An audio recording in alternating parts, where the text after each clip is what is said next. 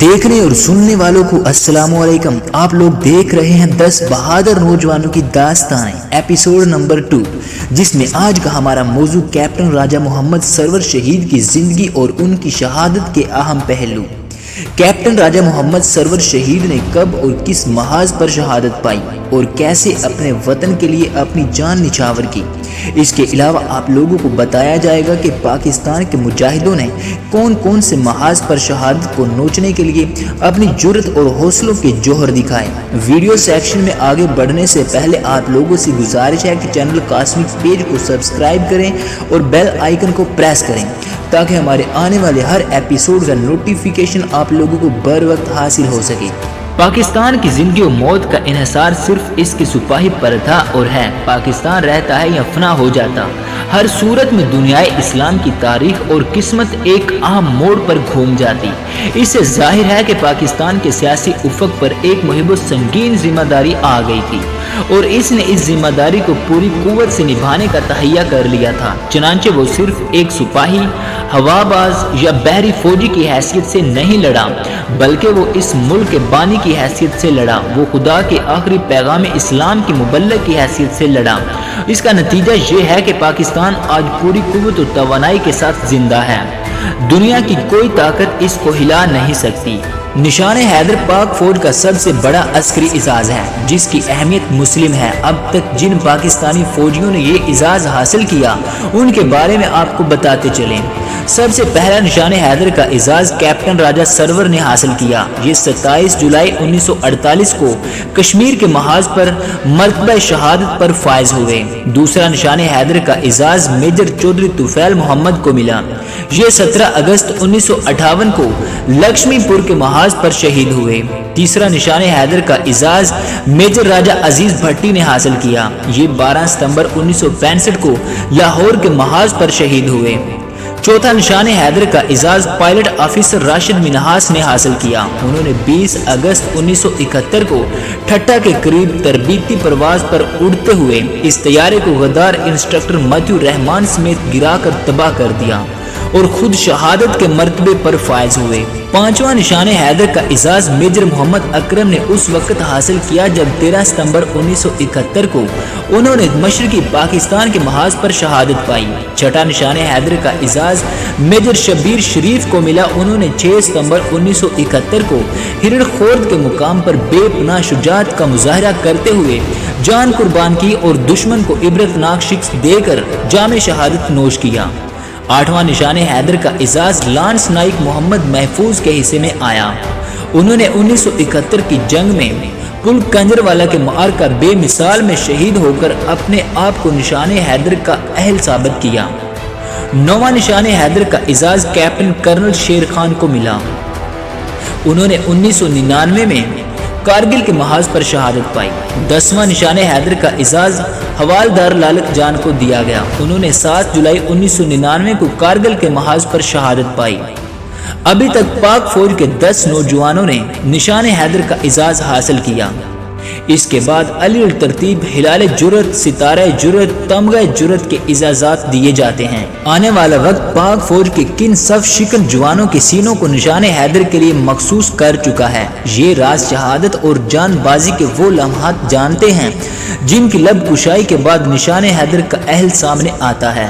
درمیانہ قد، سڈول جسم، متناسب اعضاء، موٹی موٹی آنکھیں، بارب آواز، گندمی رنگ اور بھاری مونچھوں کے حامل اس نوجوان کا نام محمد سرور تھا۔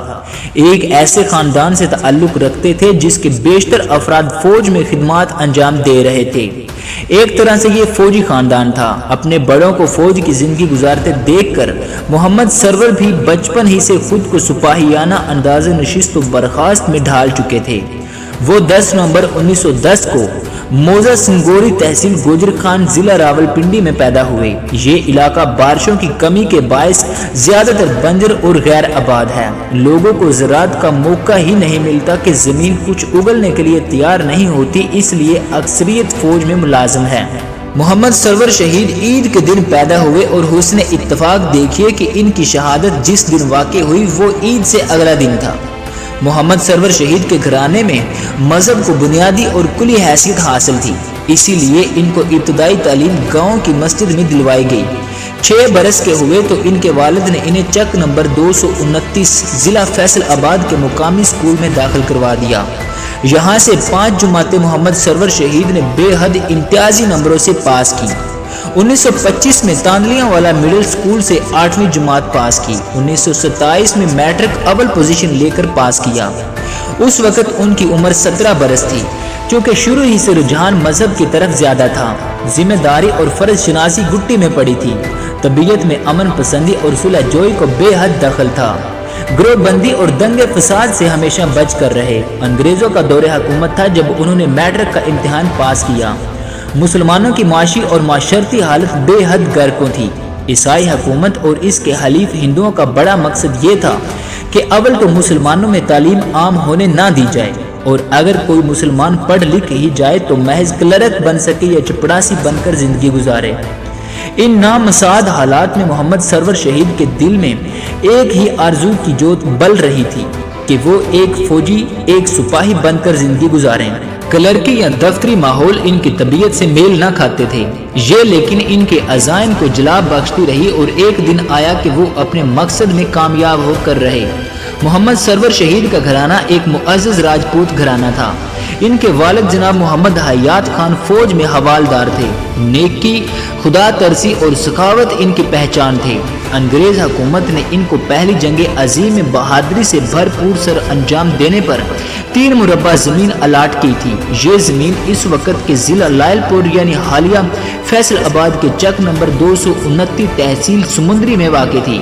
وہ اس زمین کے حامل گاؤں میں نمبردار بھی رہے۔ پکے سچے مسلمان اور انصاف پسند نمبردار کے طور پر محمد حیات خان کا نام آج بھی علاقے میں فخر سے لیا جاتا ہے۔ 23 فروری 1932 کو محمد سرور شہید کے والد جناب محمد حیات خان کا انتقال ہوا تو انہوں نے پسماندگان میں 4 بیٹے اور 1 بیٹی چھوڑی۔ ان کی اولاد میں سب سے بڑے بیٹے کا نام محمد مرزا خان تھا، جو فوج سے دفعہ میجر کے عہدے پر ریٹائر ہوئے۔ فرض شناسی، دلیری اور بے خوفی کے اعتراف میں انگریز حکومت نے انہیں 1 مربع زمین انعام میں دی۔ راجہ محمد مرزا خان سے چھوٹے محمد سردار خان بھی فوج میں حوالدار تھے۔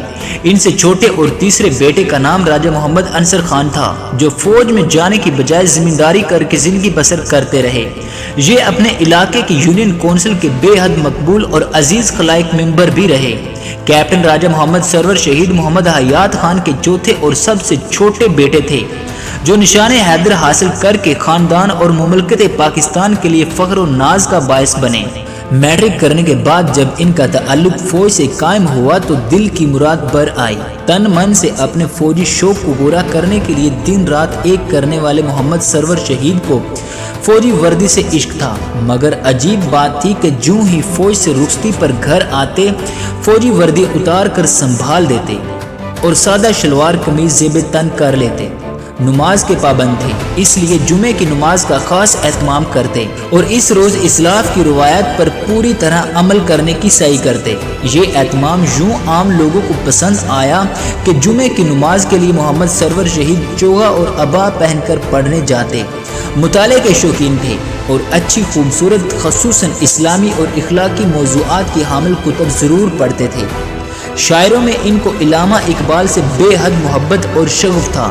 اقبال کے شعر ان کو زبانی یاد تھے۔ ان کے شاگردوں کو آج بھی ان کی سحر طراز گفتگو کے وہ حصے ازبر ہیں جن میں وہ ٹریننگ کے دوران اقبال اور دوسرے ممتاز شعراء کے کلام سے 4 چاند لگا دیا کرتے تھے۔ محمد سرور شہید کی عادات احسن میں نماز، تلاوت قرآن پاک اور مطالعے کو بنیادی اہمیت حاصل تھی۔ عصر کے بعد وہ اکثر چائے پیتے، مگر سنت ابراہیمی کسی خوبصورتی سے مزین ان کی عادت تھی کہ کبھی اکیلے چائے نہ پیتے، واقف یا نا واقف کوئی نہ کوئی شخص ضرور اپنے ساتھ چائے پر مدعو کر لیتے۔ سخاوت اور دوسرے انسانوں کے کام آنے کا جذبہ محمد سرور شہید کے دل میں کوٹ کوٹ کر بھرا تھا۔ ناظرین گرامی، یہ تھے پاکستان کے عظیم اور پہلے مجاہد کیپٹن راجہ محمد سرور شہید، جن کو حکومت پاکستان کی طرف سے نشان حیدر سے نوازا گیا۔ اس کے بعد بہت جلد آ رہا ہے ایپیسوڈ نمبر 3، جس میں ہم آپ کو کیپٹن راجہ محمد سرور شہید کی شہادت کے بارے میں آگاہ کریں گے۔